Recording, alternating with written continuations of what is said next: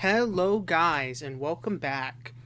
Today we're going to be continuing my CK3 DLC tier list. Now that the new DLC has come out, I've decided, since I've played it, that we'll do the rankings on it. We'll put it on the tier list. So first, we're going to do Coronations. Coronations is going to go into D tier. The only reason that I'm not going to put Coronations in F tier is that I think the value is there. You pay $5, you get Coronations. If it's on sale, I'd recommend it. Full price, your discretion. But yeah, I mean, with a developer that overprices absolutely everything, $5 for Coronations isn't that bad. Like, I'll be honest, right? You want Coronations, you pay $5, you get it. Simple as, that's all I have to say about it. I do think it should have been free. I'm just going to leave it in D tier. Then, oh boy, my sweetness, All Under Heaven. Where does All Under Heaven go? It goes into S tier. What am I kidding? Holy cow, that DLC is amazing. I said in my previous video that the biggest problem All Under Heaven would have is that the performance would be bad. But that's not the case. That's what blew my mind. The performance was better. I don't know how they did that. I genuinely confused how they expanded the map by 1/3 and the performance is better. It's not buggy yet. Well, there was a few minor bugs, but they were very, very minor. But by and large, it wasn't buggy at launch. Oh Lord, it blew my mind. And I've been having so much fun with it. Playing as one of the Confucian scholars in China, rising your way through the ranks with the dynamic cycle and the Huangdi. Oh, it's so fun. It's so fun. I've done like 3 playthroughs back to back to back. It is so fun.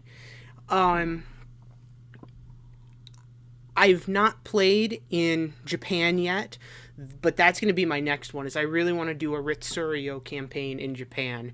That sounds really fun. And then I'll probably go do a Mandala government in Southeast Asia. Or I'm considering, I want to see if I can do a Mandala government with Buddhism in Tibet to see if I can create the Dalai Lama. I think that would be really fun as well. But yeah, this DLC is amazing. Amazing. I mean, for $40, I think it's $40. That's a lot to ask for a DLC, but you're getting an entire third of the map, which is crazy. The only thing that I don't like about All Under Heaven is the meritocratic Khanate. Why wasn't it in Khans of the Steppe? It would have been the perfect primer for the later meritocratic and celestial governments. So why wasn't it in Khans of Steppe? Not only that, the meritocratic Khanate is just a meritocratic government with a few kind of nomadic features, when in reality it should be a nomadic government with Chinese features. Yeah, it really confuses me. I'll be honest. And the sad part is because they've already done Khans of the Steppe, it'll likely never get updated and never get fixed. Meaning we're stuck with what's ultimately a third-rate celestial government. But, I guess it could have been worse. It's still fun to play in. But yeah, so those are the new 2 DLC. Now, what we're going to do now is we're going to rank them within the tiers. So we'll start with F. And for F, this is pretty easy. Friends and Foes comes in last place. That DLC was trash. Wards and Wardens comes next. It's fine, but it had some flaws. Wandering Nobles, I actually got this one really wrong in my initial impression. I actually looked it up on the Steam page. This adds much more than just events for nobles, which is what I thought it was. It adds in skill trees and stuff.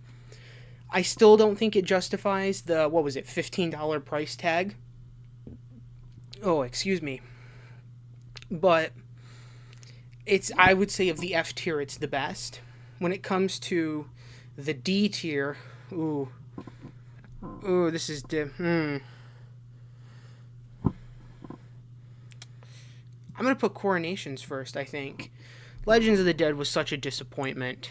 I mean, the Legends, they're wimpy, they're weak, they're not very good. I just don't like them. At least with Coronations, like I said, the value is there. $5, you get Coronations. Simple as. If you don't want it, you don't buy it. If you do want it, it's cheap. That's the thing it has for it. When it comes to C tier, Fate of Iberia, that's all alone. For B, Royal Court or Legacy of Persia. I think I'm going to keep it as it is. Royal Court is more universal, like it affects more places, whereas Legacy of Persia is, well, mostly in Persia. Not to say that that's a bad thing, it's just I think Royal Court is much more wide-reaching, so I think it snags the top of B tier. For A tier, Tours and Tournaments comes first. It's such a good DLC.